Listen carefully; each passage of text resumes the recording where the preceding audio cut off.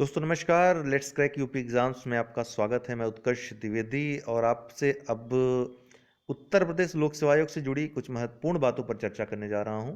सबसे पहली बात तो दिवाली के पहले जिनका अंतिम वर्ष था, जो 2021 में नहीं बैठ सकते थे नियमानुसार, उनके लिए खुशखबरी है। एक खुशी का मौका हो सकता है उनके लिए कि सरकार की तरफ से निर्देश आया है आयोग को कि यूपीएससी जब डिसाइड करेगा, जब इस बात का निर्णय लेगा, जिस दिन औपचारिक रूप से घोषणा करेगा कि हम जिनका लास्ट ईयर था, इस बार लास्ट चांस था, जिनका इस बार कोविड-19 की वजह से प्रभावित वर्ष था, इसलिए एक और अतिरिक्त मौका दिया जाएगा। तो लोक सेवा आयोग उत्तर प्रदेश भी तदनुसार कार्रवाई करे। ठीक है, तदनुसार निर्णय ले और नोटिफिकेशन उस संबंध में निकाले। तो इसका सीधा मतलब है कि आप लोगों को एक मौका मिलेगा, क्योंकि यूपीएससी तो डिसाइड कर चुका है। बीपीआरडी में ये मैटर गया था, बीपीआरडी ने डिसाइड किया है और ये बात सबको मालूम है। औपचारिक घोषणा मात्र उसकी बाकी है। तो हालांकि डिपेंड है कि यूपीएससी लेगा फैसला कि नहीं लेगा। ठीक है, लेकिन हर किसी को पता है कि यूपीएससी देगा इस बार मौका। तो यूपीएससी देगा तो यूपीपीएससी भी देगा।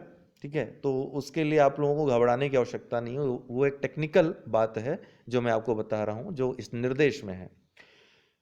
तो 2021 इसलिए भी महत्वपूर्ण है क्योंकि बड़ी भर्ती होगी। 2020 में ज़्यादा पद बढ़े नहीं हैं, बड़ा प्रयास किया गया या दिखावा किया गया, जो भी किया गया, लेकिन 2020 में ज़्यादा पोस्ट बढ़ी नहीं है। लगभग 300 के आसपास पोस्ट है आपकी, उसी पर आपका परिणाम आएगा। उसमें भी आपको पता है 105 सीटें सीडीपीओ की है, जो कि स्पेशल पोस्ट है, सबके लिए नहीं है। हाँ, तो 2021 में ही सारी कार्रवाई होनी है। जितना भी चला गया ढोंग, जो भी रचा गया कि बहुत सारे पद हम निकालने वाले हैं, 3 महीने 6 महीने में भर्ती होने वाली है, वो सब 2021 में ही होगा। विभिन्न विभागों में भर्ती है, तो आप देखेंगे अब भर्तियों का अंबार लग जाएगा। चुनावी वर्ष आने वाला है, दिखाने के लिए सब कुछ चाहिए। और निश्चित रूप से आप देखेंगे जितने लोग प्रभावित हुए हैं 2-4 वर्षों में, वो सब अन्याय भूल करके एकदम गुणगान में लग जाएंगे। और चलिए, ये मानव प्रकृति है, मानव स्वभाव से ही लालची होता है, उसके बारे में क्या बात करें। फिलहाल ये थी एक महत्वपूर्ण बात। दूसरी महत्वपूर्ण बात है कि आर ओ 2020 का आपका नोटिफिकेशन आने वाला है नवंबर लास्ट तक या दिसंबर फर्स्ट वीक में आ जाएगा। लगभग 300 वैकेंसीज के लिए आएगा, बाद में बढ़ सकती है, संभावना है बढ़ने की। ठीक है, ये वैकेंसीज की संख्या बाद में परिणाम आने तक प्रीलिम्स के बढ़ सकती है। ठीक है, इसकी पूरी संभावना है, मैं आपको बताना चाहता हूँ। दूसरी बात है कि बहुत लोगों का फॉर्म जो है नहीं भर पा रहा है, बीईओ का, आर ओ 2016 मेंस का। तो उनके लिए एक बात कहना चाहता हूँ कि अगर ओटीपी नहीं आ रहा है तो उसमें गलती ये है कि आप लोगों के मेल में या तो दिक्कत होगी, मेल आपने सही नहीं दिया होगा भरते वक्त। ठीक है, या फिर दूसरा कोई टेक्निकल कारण हो सकता है, कोई भी। ठीक है, या फिर आपका फ़ोन नंबर खो गया हो। जो भी कारण हो, आपको करना क्या है, एक लेटर लिखना है। ध्यान रखिएगा जो मैं आपको बात बताने जा रहा हूँ।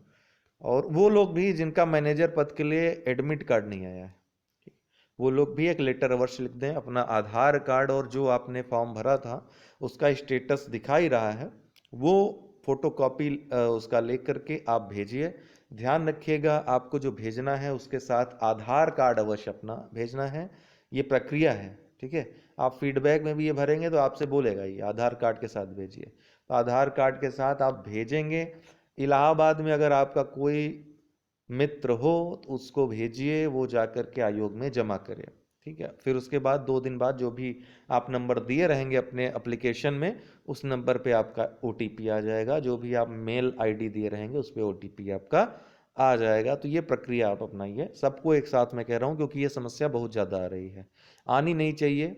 इतना बड़ा आयोग है लेकिन अब आ रही है तो क्या करेंगे। ठीक है, एक सर्वर चला नहीं सकते, पेपर बना नहीं सकते, पता नहीं क्या करते हैं। एक और महत्वपूर्ण बात है दोस्तों, जो थोड़ा सा लीक से हटकर कहना चाहता हूँ।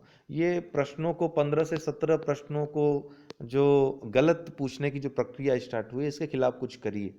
आपसे रिक्वेस्ट है, इसके खिलाफ आवाज़ उठाइए। अगर ये हुआ ना तो आप कोई परीक्षा में, आप समझ लीजिए कि आप बताइए, एक प्रश्न में जहाँ मेरिट बनती है, पॉइंट में जहाँ पर नंबर कम होने पे इधर उधर हो जाता है, वहाँ 15 से 17 प्रश्नों को चेंज कर किया अगर जाता है, आंसर इनके गलत दिए जाते हैं, तो इस परीक्षा प्रक्रिया का मतलब कि मतलब क्या हुआ? ये तो सरासर अन्याय है ना? आज जस्टिस चंद्रचूड़ ने कुछ फैसला दिया है जिसमें हाई कोर्ट के फैसले पर सवाल उठाया, उन्होंने साफ साफ सवाल उठाया, और जिससे संदिग्धता नजर आती है कि न्यायालय किस तरह से राज्य सरकार के साथ गठजोड़ करके काम कर रहे हैं। तो महाराष्ट्र में ही नहीं, उत्तर प्रदेश में देखा जा सकता है कि आप कोई मामला लेकर जाओ, वो अपने अनुसार न्यायालय वही करता है जो आयोग चाहता है। ठीक है, न्यायालय वही करते हैं जो आयोग चाहता है। तो इसके आगे बढ़ कर के आप लोग के लिए जो आवाज़ उठा रहे हैं उनका सहयोग करिए, थोड़ा बहुत जो भी हो, फाइनेंशियल हेल्प करिए, या फिर आपको जो भी सपोर्ट करना हो ट्विटर पे, फेसबुक पे, या फिर अपने स्तर पर आपके आसपास कोई अगर नेता नपाड़ी हो जो आजकल के बहुत ही बीजेपी वाले हो गए हैं जहाँ देखो वहाँ पे, तो उनको बोलिए इस समस्या के बारे में। हो सकता है उनमें से कोई सज्जन व्यक्ति निकल जाए और आपकी आवाज़ को उठाए उस तरीके से जिस तरीके से आपको उठाना चाहिए, क्योंकि लोग जो जिस तरह के लोग बैठे हुए हैं बातों को बताने वाले, वो सही कम्युनिकेशन भी नहीं हो पा रहा है जहाँ तक मुझको लग रहा है, क्योंकि उनका तो एक जो युवा तबका है वो काफ़ी नाराज चल रहा है। बिहार पे मत जाइए, बिहार में सारी चीज़ें सही चल रही थी जहाँ तक मुझको पता है, आयोग लगातार नौकरी दे रहा था। यहाँ के लोग भी काफ़ी वहाँ पर जॉब पाए हैं, यहाँ नहीं पा पाए। ठीक है, तो इसलिए वहाँ पर इतनी गंदगी नहीं थी जो यहाँ पर चल रहा है खेल, खासकर ये प्रश्न गलत पूछने के मामले में। ऐसा मैंने कहीं देखा नहीं कि 15 से 17 प्रश्न जहाँ गलत हों और इसमें हाई कोर्ट भी कुछ हस्तक्षेप न करे। हालांकि अभी लोग गए नहीं हैं इस मामले को लेकर के, जाना चाहिए, लेकिन जाएंगे तब न जब कोई प्रूफ होगा। हाई कोर्ट जब आयोग आंसर की दोबारा देता, तो पहले ही उन्होंने इस तरह की पारदर्शिता हटा ली है।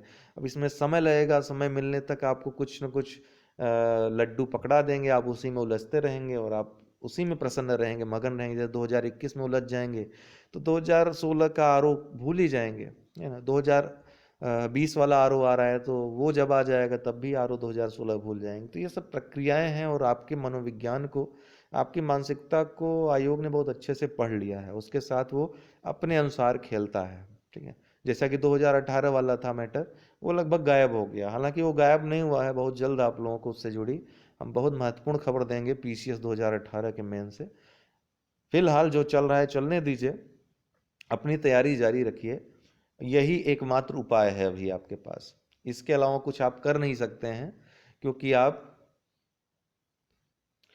सोशल मीडिया पे गाली गलौज में उलझे हुए हैं।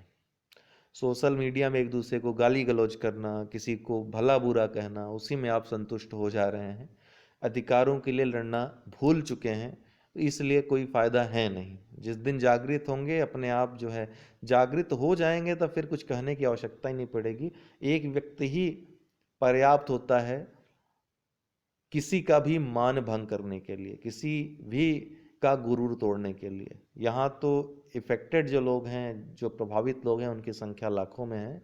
लेकिन चलिए, इंतजार रहेगा। बहुत बहुत धन्यवाद।